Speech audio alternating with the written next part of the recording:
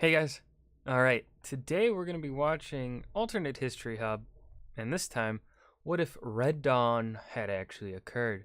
Alright, for those that may not know of this movie, Red Dawn, it was made during the Cold War, I think 70s? Or was it 80s? I can't remember what decade it's from, but it was essentially a situation in which somehow the Russians managed to invade the United States. Not all of the United States. They managed to invade a significant portion of the United States by like paradropping in. It's a completely absurd uh, situation that would never logistically happen. Uh, for instance, like America probably couldn't even do the same thing to Russia, despite Russia, not having anywhere near as much money as the United States, especially during the time period of Red Dawn. There was a modern day remake of Red Dawn a few years ago in which Korea pretty much does the same thing. It's just North Korea swapped out for the Russians because North Korea is the, I guess, new bad guy. Or, well, I wouldn't be surprised if in a couple decades or in this next decade, I wouldn't be surprised if there's like an attempt at making a Red Dawn, but where the Chinese are the bad guys, because America. Um, it's kind of what the Red Dawn movies are about. It's an okay movie. I wouldn't say it's necessarily that great. I mean, it's enjoyable. It's all about like, you know, capitalism, USA. We're better than the commies. That's kind of the plot of the movie. No, not necessarily the plot of the movie. It's the surface level plot of the movie. Um, but yeah, it's a fun film. But what what if it actually occurred? Now, I'm going to assume Alternate History Hub here is going to make the assumptions that somehow the Russians are able to get past the U.S. defenses, like get past the Pacific Fleet, get past the air defenses, etc., etc., which in of itself is impossible. Um, there's no way they would be able to take the United States by surprise. So I'm kind of curious what angle Alternate History Hub here is going to take. In our age where the US and Russia are best of friends, it's hard to truly imagine a Yeah, time we're where best they friends. were enemies. Putin. But there was. Shocking, Putin. right? The Cold Please don't kill me for that joke, Vladimir Putin. Please don't. It was just a joke. Um. Yeah. War. Luckily, Throne of the Apocalypse prevented actual confrontation in the 50-year staring contest before the Soviet Union blinked, aka collapsed and died. Imagine the Cold War if it had gotten hot. Okay, too hot. Imagine the Cold War if it had gotten hot, but thermonuclear. nuclear weapons were not used. That means we're talking conventional warfare, like World War II. Troops on the ground, supply routes, territory. You get the idea. Imagine the US and Soviets War. actually go to war and somebody gets invaded. In this case, the US. How do average Americans deal with World War III if it happened to come to their doorstep? This is one scenario that plays out in the 1984 movie Red Dawn. 1984. No, I'm not talking. Wow. Oh yeah, and there's the modern one I was talking about. Oh god. Oh yeah, it had Drake and Josh. Well, one half of Drake and Josh. Who the hell is that girl? Who are the girls? I've not seen them in a movie since this.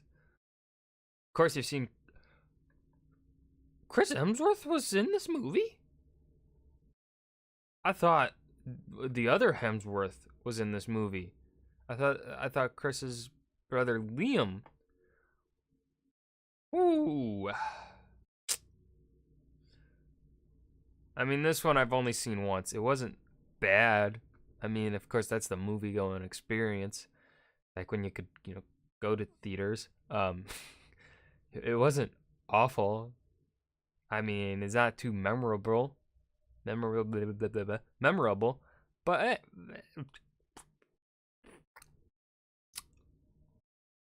it was a fun. It's enjoyable, at least once. It's probably really bad on a second watch, but I don't know.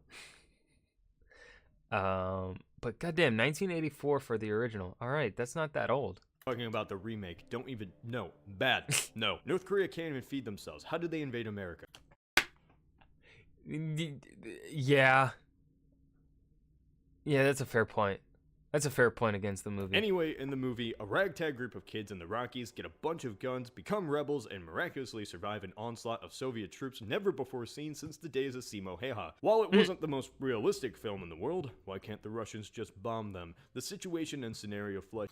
Well, actually, I think it kind of, well, I guess if the fact that the Russians are able to invade mainland USA, then they should also be capable of doing bombing runs on mainland USA. But you could also argue, though, that in terms of history of the movie, that in the movie the Russians were only capable of maintaining air superiority for a brief time to land the troops in, and then after they landed the troops in, they could no longer regain the superiority, so therefore they could no longer, bomb mainland USA. Which, you know what? Honestly, I could believe that. You have a very small split-second window to, I guess, surprise. Let's say the Russians, the Soviets, manage to get close enough undetected for their ship planes to reach the United States. The United States don't see, for some reason, the mass amount of troops mustering in Russia or whatever. They don't see the movement of the troops. If Russia is capable of keeping things hidden, it's quite plausible that they have a brief window of opportunity to send over the planes and have the troops parachute into the mainland USA and secure key vital areas, or attempt to secure certain parts of the world, or certain parts of the United States, to try and, I guess, disrupt the United States or whatever the goal was the Russians had in Red Dawn.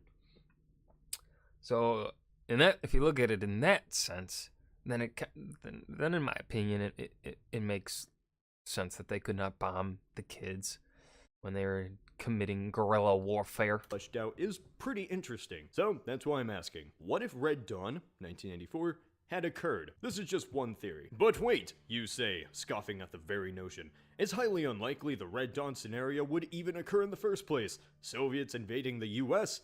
Inconceivable. Yes, it's extremely unlikely. I just want to theorize how the situation would play out if the he's events taking the the approach I thought he filmmakers would. created that led up to the start of the movie actually occurred. Removing realism for a sec, okay? What led up to this situation? The movie itself does take place in an alternate timeline. The Soviets are starving, and communist revolutions are popping up across Latin America, making new and powerful foes. And there's Oh, I didn't know that that was an aspect of the movie. Because it's been so long since I've watched it, and I'm pausing a lot, so there's going to be a lot of pissed off people. alternate timeline, sometime in the late 80s, a wheat famine strikes Eastern Europe, worst one since the 1930s. Poland riots against the communists, spurring an invasion by the USSR. The communist bloc is in absolute chaos. Latin America erupts into political disarray, and communist nations seize the opportunity to spread Sounds the like revolution. modern day. Nicaragua and Cuba. Sounds like Cold War, Latin America. But this time, mainly caused by communists and not caused by the CIA. Somehow build up their militaries to incredible heights and invade their neighbors. Mexico just collapses. Trump sweats nervously. For an unexplained reason, NATO just dissolves, and the US is left by its lonesome self. Except for Britain.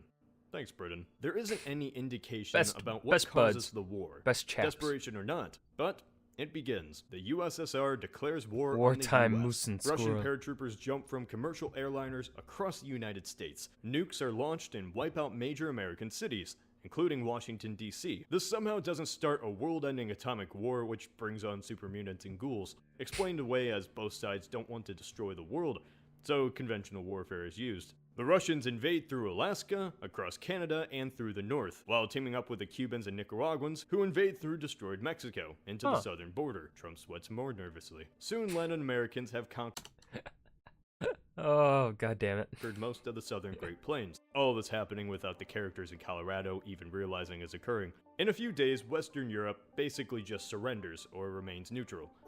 Except for Britain, which is now under attack as well. Britain's a pal. The US only has two allies, Great Britain and China. Yes, China. The Yeah. Sino-Soviet split flares up, resulting in nuclear bombings across the country. 600 million Chinese die from atomic fire. So, World War III. Russians from the north end scattered across the western United States, land Americans in the south with over 500,000 troops. Most of the US is still functional and holding on to territory east of the Mississippi and the west coast. Progression on all fronts have come to a halt. Across the United States, occupied or not, American militia take up coordinated resistance against the invaders, arming themselves, creating an underground front against the Russians. For example, the Wolverines. So in this alternate timeline, say all of that actually did happen. Every Alright, single yeah, event the let's movie go for laid it. out actually occurs. How would this realistically play out? Much of this goes into speculation right off the bat, because the situation isn't the most realistic. Imagine the United States and Soviets fighting a conventional war for survival when they have massive nuclear arsenals. You can't, because the idea of a land war in North America isn't really feasible. Nobody wants to fight a land war, especially in a non-strategic area with no true purpose. Sorry, Iowa. The movie plays this off as both countries not wanting to mutually destroy the world, but it's already too late to go back. By the time the decision to not nuke each other happened, the US already lost dozens of cities to bombings. In a very realistic scenario, as soon as one missile would have been launched, Earth would have resembled Venus in a matter of days. In our Yeah. timeline, if anything Yeah. was going to have a conventional war, it was going to be in Europe, not in the heartland of the US. The concept was so unrealistic to American strategists, it wasn't even really considered in the battle plans. If war happened, it was going to be nuclear. So let's just remove Nah, the we'd nukes, nuke 'em. like the movie said. USA. In this alternate timeline, this non-nuclear total war on American soil is brutal and fast. Hitler and Napoleon shouldn't have fought a land war in Asia. Well, in this case, Russia shouldn't fight a land war in Kansas. The United States is big. For perspective, the continental United States is roughly the length of Europe. Just this couple-state occupation by the communists is larger than all of Central Europe. Not only would invading forces need to secure this territory, they'd need to fight off a still largely intact US military, thousands of miles from home, surrounded by enemies and slow supplies, facing a homegrown insurrection movement. As I said before, movements like the Wolverines pop up and aid people across occupied America. The situation is very similar to what the Soviets faced in Afghanistan in Yeah. the 1980s. Bombings, assassinations, Except kind of on steroids. Because, what the Soviets faced in Afghanistan, though that insurrection movement was being funded by outside sources. One of the most obvious known sources being the U.S. government and the CIA, right? Funding the what would become Al Qaeda. But here in the USA, a lot, especially in 1984 and in Kansas, they're gonna have guns, and they're going to have been known how they've known these Americans would know how to use them. They would have years of experience handling the guns, and not necessarily shooting at living things, which certainly does make a difference in the use of a weapon, right? There's a difference, obviously, when it comes to just shooting at a target and then shooting at a person. That's a psychological thing. However, these Americans, they'd have access to higher quality weaponry than the Mujahideen in Afghanistan had, despite being funded by the CIA. So this would be brutal for the Soviets. This would be the Soviet war in Afghanistan on steroids, which kind of makes sense because they're fighting the USA. But anyways, assassination attempts, guerrilla war. just in terms of the homegrown resistance. Warfare from American militias. While not enough to cause catastrophic damage, these attacks weaken the Soviets. There's a lot of Americans, so I feel like the amount of damage that they would be capable of doing, since there's so many of them, would tie up Soviet resources so much where it is catastrophic damage. To fight. Cities are burned that are not valuable. A scorched earth policy is implemented in some areas. Militias wouldn't directly fight the Soviets in major battles. Instead, they'd act as scouts to the military and aid civilians in times of danger or evacuation. The Soviets had over 5 million in the armed forces in the mid-80s. The US had less than half of that, with 2 million, and with 1.7 million in reserves. But while the Soviets would have the number advantage, the US would have the military and technological advantage. Air power determines modern war, and the US would certainly control the skies. The Soviets would be already spread thin as they're fighting the UK, United States, Canada, and 400 million Chinese, to quote the movie. The war in the East would be far larger than the conflict in the US. It's almost impossible to win a conventional war against China by itself, but to have forces across 3 continents and attack the Chinese? Not a recipe for success. Not only that, but the Soviets were dealing with a crippling wheat famine as well as a looming economic crisis, which we know always leads to stability. Speaking of instability, Latin America. Ever since their independence from Spain,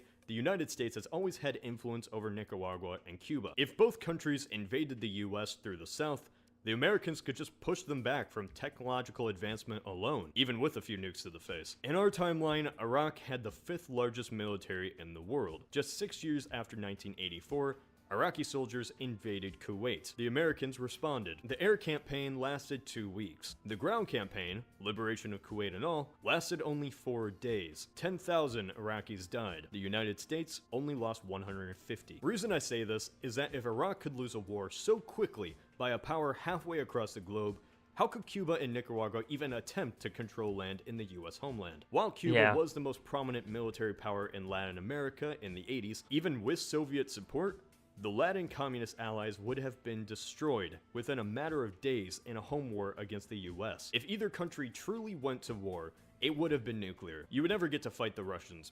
You'd just be dead. If it had only been a limited nuclear exchange, the war would have been won through money, technology, and home advantage alone, as the strategy to invade through Alaska isn't the most solid idea in the first place, especially without securing the West Coast. A land invasion by either Americans or Russians would have been a pointless and bloody endeavor. Nukes are a simple, clean-cut solution. Wolverines probably wouldn't let out a war cry, as the Flash would incinerate them before they yelled. What a happy note to end on. Of course, this is just one scenario. There are countless possibilities, and we'll never truly know 100%. What do you think would have happened had Red Dawn occurred?